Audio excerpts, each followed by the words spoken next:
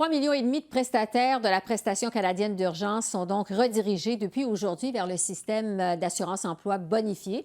Système dont, je vous le rappelle, l'accès a été temporairement élargi afin d'accueillir les chômeurs de la COVID-19. Alors, pour réagir à tout ça, je retrouve Pierre Séré, qui est porte-parole du Conseil national des chômeurs et des chômeuses. Bonjour, Monsieur Séré. Bonjour, Mme Bégin. Il y a deux choses dont je veux discuter avec vous. D'abord, la réforme de l'assurance-emploi comme telle et par la suite, les trois différentes prestations pour venir en aide aux travailleurs touchés par la COVID. D'abord, sur la réforme comme telle de l'assurance-emploi, le gouvernement réduit à 120 le nombre d'heures travaillées pour y avoir accès. Est-ce que c'est suffisant? En fait, ce que le gouvernement a fait, c'est pendant un an, parce qu'il y a une date de péremption à ces mesures d'assouplissement jusqu'au 11 septembre 2021, C'est temporaire. et il établit un critère unique d'admissibilité pour l'ensemble canadien. Ça ne s'était pas vu depuis les années 70, soit dit en passant, depuis 1977. Et le critère unique d'admissibilité est fixé à 420 heures.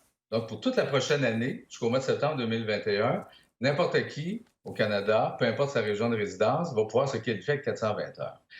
Là où la mesure de crise ajoute quelque chose, c'est que ta première demande, ça va être un one-shot d'utilisation.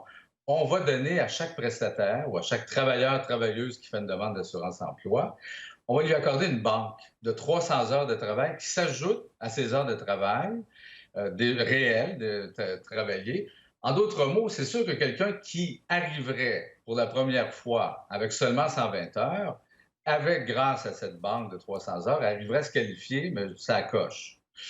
Ça, c'est la première grande mesure d'admissibilité qui vient vraiment assouplir l'éligibilité et l'admissibilité à l'assurance-emploi.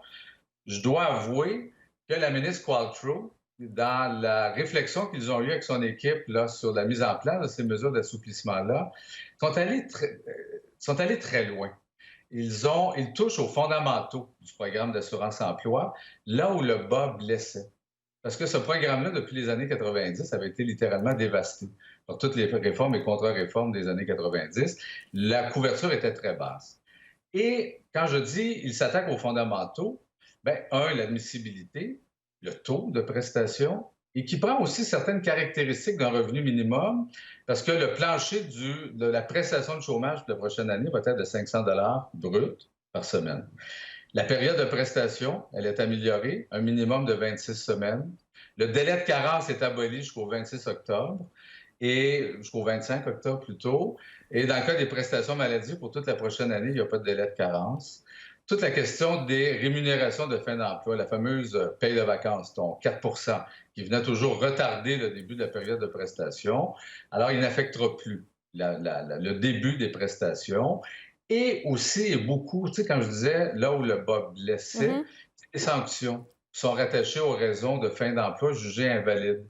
Alors là, on réduit le spectre sur lequel on va pouvoir, les fonctionnaires enquêteurs, s'attarder et ça va seulement être sur les 12 semaines qui précèdent ton dernier arrêt de travail.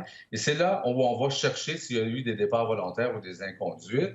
Et sinon, on ignore les autres relevés d'emploi en termes de fin d'emploi invalide. Ce qui va beaucoup simplifier la gestion du régime, l'alléger. Et les gens vont pouvoir recevoir, je pense, leurs prestations plus rapidement. Donc, c'est plus souple, c'est plus flexible. Ça vous satisfait? Pour revenir à ma question de départ, à la lumière de ce que vous nous dites, c'est satisfaisant. Écoutez, pour un espèce de vieux combattant que je suis, parce que moi, ça fait 40 ans que je suis là-dedans. Écoutez, j'étais là en 1979, au moment des mesures Collins, sous le gouvernement de Pierre Trudeau.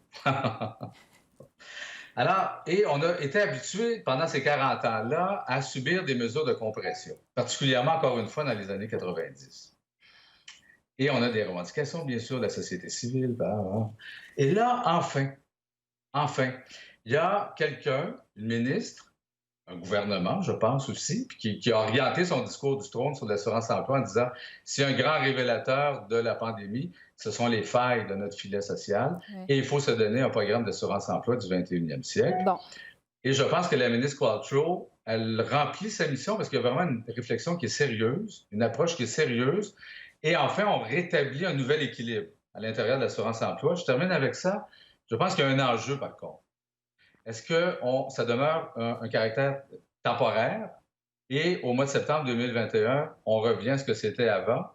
Ça serait comme de dire, on ouvre un réseau de garderies partout au Canada, puis dans un an, on va On tout le ferme. fermer. On va oublier ça, ça a été le fun, mais c'est fini.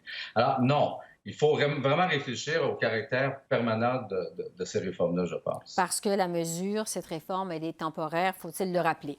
Il nous reste peu de temps. Pour ceux maintenant qui sont toujours pas accessibles à cette assurance-emploi revue et corrigée, je dirais, le gouvernement a mis en place 3 prestations. Vous le savez, la prestation de relance de l'économie, les prestations de congé de maladie pour les travailleurs qui auraient à se placer en quarantaine à cause de la COVID-19 et des prestations aussi pour ceux qui auraient à venir en aide à leurs parents, à être aidants naturels. L'enfant. Le gouvernement ratisse plutôt large. Est-ce que le gouvernement a oublié du monde dans tout ça, M. Siré? Sincèrement, pour le moment, ma réponse est non. C'est-à-dire, si on s'adresse au monde du travail, largement la population active, que tu sois travailleur, travailleuse salariée ou travailleur, travailleuse autonome, travailleur indépendant, je pense pas. Avec le type de couverture qui a été mise en place du côté de l'assurance-emploi et du côté de ces prestations de relance économique qui s'adressent justement aux gens qui n'ont pas droit à l'assurance-emploi et au premier chef, le monde du travail indépendant. Puis là, on voit le secteur de l'agriculture, etc. Il y a bien du monde qui est vraiment magané depuis la pandémie du mois de mars. Puis on embarque dans une deuxième vague. Alors là, il y a des mesures de soutien économique. Bien sûr, il y aura des alarmistes pour dire qu'on dépense beaucoup d'argent, mais on a le choix. On est placé devant un choix où on aide les gens en amont, ou on n'aide pas les gens. La crise économique qu'on vit actuellement, de la pandémie, écoutez, moi, de mon vivant, du vôtre aussi, on n'a jamais vu ça. Il faut remonter à l'époque de nos grands-parents, la crise des années 30, la grippe espagnole de 1918, pour connaître une crise sanitaire puis une crise économique d'une telle ampleur. À cette époque-là, l'État n'intervenait pas. Et s'il y a une grande différence aujourd'hui, et si on ne ressent pas le choc de la crise, euh, c'est pour une raison fort simple, c'est que le gouvernement est intervenu en amont pour soutenir financièrement les gens. Puis rappelons que cet argent-là revient directement dans l'économie de proximité. C'est avec ça qu'on paye son prêt hypothécaire ou son loyer, qu'on paye l'épicerie, qu'on va chez BMS acheter du bois puis des vis, puis qu'on fait son potager, puis etc. La pandémie qui a rendu le gouvernement très interventionniste. Merci beaucoup, Pierre Siré. Merci. Bonne fin de journée. Au revoir. Au revoir.